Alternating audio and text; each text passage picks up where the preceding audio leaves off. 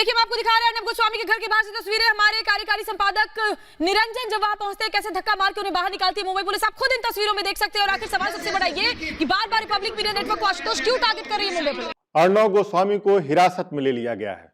Mumbai police आज तड़के पूरे दल बल और तैयारी के साथ उनके घर में दाखिल हुई और उन्हें खींचते हुए ले गई। अब किसी भी वक्त उनकी गिरफ्तारी का ऐलान भी हो सकता है। यह सब एक कारोबारी की आत्महत्या के मामले में हुआ।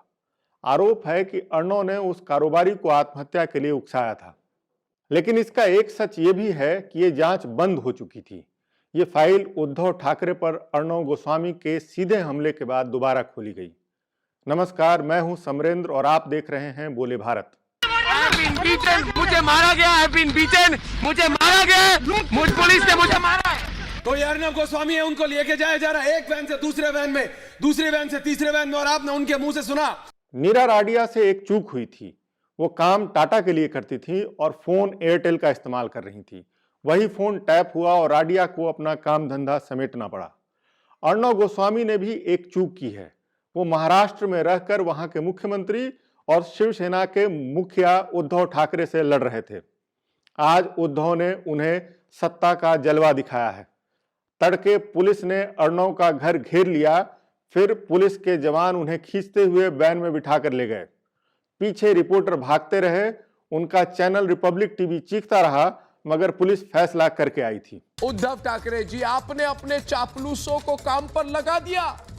आपका चापलूस number 1 walking talking comedy show Sanjay Raut कि अगर रिपब्लिक भारत न्याय की मुहिम चलाएगा तो मेरी शपथ है कि उसकी आवाज बंद कर दूंगा। अरे उद्धव ठाकरे जी, कुछ दिन पहले अर्नब ने उद्धव ठाकरे को गिरफ्तार करने की चुनौती भी दी थी। उद्धव जी, मैं आपसे लड़ूंगा,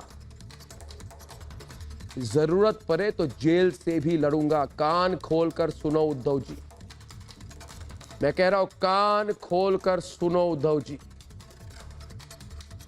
जरूरत पड़ेगा जेल से लड़ूंगा और अकेले नहीं लड़ूंगा, समझ गए ना। अब सवाल उठता है कि क्या कानून खुन्नस के आधार पर काम करेगा या न्याय के आधार पर। यह सवाल उद्धव से पूछा जाएगा, लेकिन उससे पहले यह भी पूछना होगा कि पत्रकारिता आखिर पत्रकारिता के आदर्शों पर होगी या फिर राजनीति के आदर्शों पर। जब पत्रकारिता अपने रास्ते से भटकेगी तो फिर शिकायत का क्या अधिकार शेष बचेगा। उद्धव ठाकरे की सरकार जो कर रही है उसे कहीं से भी जायज नहीं ठहराया जा सकता है, लेकिन अर्नब गोस्वामी ने जो किया है वह भी कहीं से जायज नहीं था। इसलिए उद्धव ठाकरे आज गलत होते हुए भी उतना गलत नजर नहीं आ रहे हैं जितना आना चाहिए। तो क्या उद्धव ठाकरे का विरोध नहीं होगा? कायदे से होना चाहिए, लेकिन विरोध अर्नब गोस्वामी का भी होना चाहिए। वर्तमान दौर में मीडिया की ताकत बहुत ज्यादा है। एक छोटा सा वीडियो किसी का भविष्य तबाह कर सकता है। फिर अर्नब तो 2-2 चैनल चला रहे हैं, वेबसाइट चला रहे हैं, सोशल नेटवर्क पर उनकी करोड़ों की फैन फॉलोइंग है। इतनी बड़ी ताकत के साथ उन्हें यह अधिकार नहीं दिया जा सकता कि किसी के मान सम्मान को तार तार करते रहें। उनकी ये आदत एक ऐसे समाज की रचना करेगी जिसमें कोई सुरक्षित नहीं होगा। ऐसी आदतों से पत्रकारिता और समाज दोनों का अहित होता है।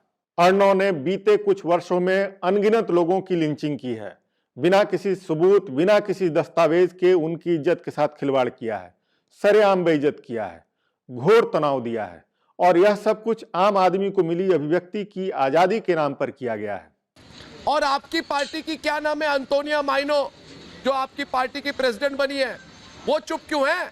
कुछ बोल नहीं पा रही, कुछ बोल नहीं पा रही। इटली से परमिशन की जरूरत है भारत में रहते हुए। कुछ समय पहले तक मीडिया अर्नब गोस्वामी के साथ था। जब छत्तीसगढ़ की कांग्रेस सरकार ने उनके विरुद्ध अनेक मुकदमे दर्ज किए तो सबने उनके पक्ष में आवाज बुलंद की। वो सब अर्नब गोस्वामी को नहीं बचाना चाह रहे थे, दरअसल वो सब आम आदमी को मिले अधिकार की रक्षा करना चाह रहे थे। क्योंकि सरकार जब कानून और पुलिस का इस्तेमाल दमन के लिए करने लगती है तो फिर अर्नब जैसे गुनहगारों के साथ साथ अनेक मासूम भी घुन की तरह पिसने लगते हैं। महाभारत में पहला नियम कौरवों ने तोड़ा, तब चक्रव्यूह में सबने मिलकर अभिमन्यु की हत्या कर दी। कौरवों के इस गुनाह के आधार पर कृष्ण ने बारी बारी उनके सारे महारथियों को धोखे से मरवा दिया। गुरु द्रोण, कर्ण और दुर्योधन सब धोखे से मारे गए।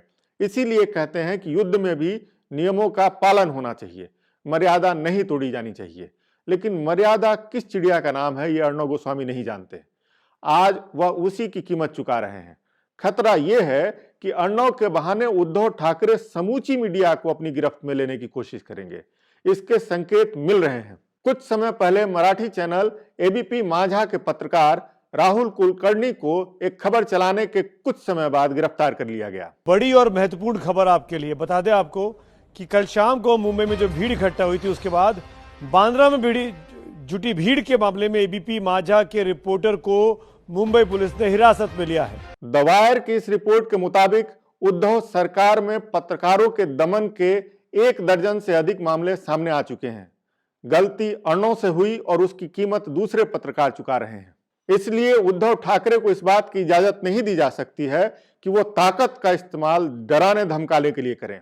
सत्ता का इस्तेमाल, कानून का इस्तेमाल, पुलिस का इस्तेमाल आवाज दबाने के लिए करें। अर्णव से उद्धव की शिकायत जायज लगती है, लेकिन दमन का यह तरीका नाजायज लगता है। इस वीडियो में इतना ही। अगर आपको ये वीडियो ठीक लगा तो इसे लाइक और शेयर जरूर कीजिएगा, और संभव हो तो बोले भारत को सब्सक्राइब भी कीजिए। जब आप इसे सब्सक्राइब करेंगे तो स्क्रीन पर एक घंटी दिखाई देगी, उस घंटी पर क्लिक जरूर कीजिएगा। इससे आपको हमारे वीडियो की सूचना मिलती रहेगी। नमस्कार।